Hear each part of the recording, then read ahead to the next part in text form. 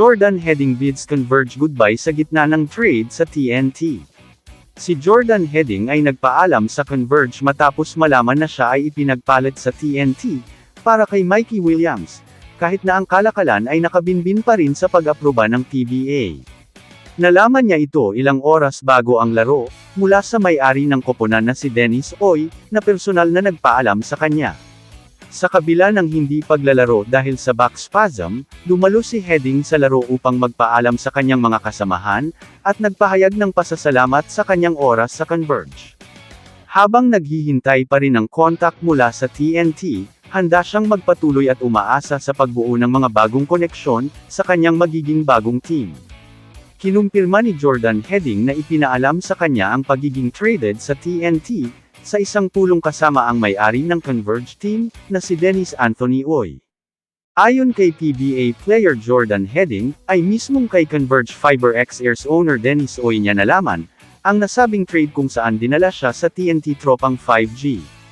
Opisyal nang nagkapirmahan ng kampo ng Talk and Text Tropang 5G at Converge Fiber X-Airs, para sa trade na kinasasangkutan ni Jordan Heading at ng signing rights ni Mikey Williams.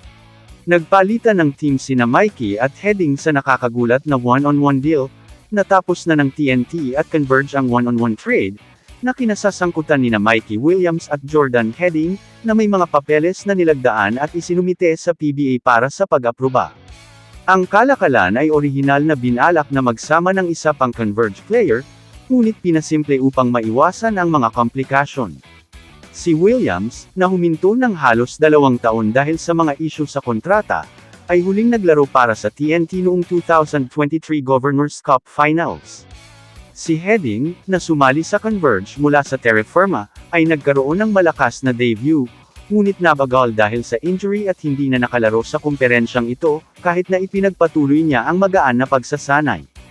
Ibinahagi ni Jordan Heading na wala pa ring tiyak sa kanyang pagbabalik, ngunit laging may posibilidad, na makabalik siya sa Grand Slam bid ng TNT ngayong conference. Kamusta mga idol?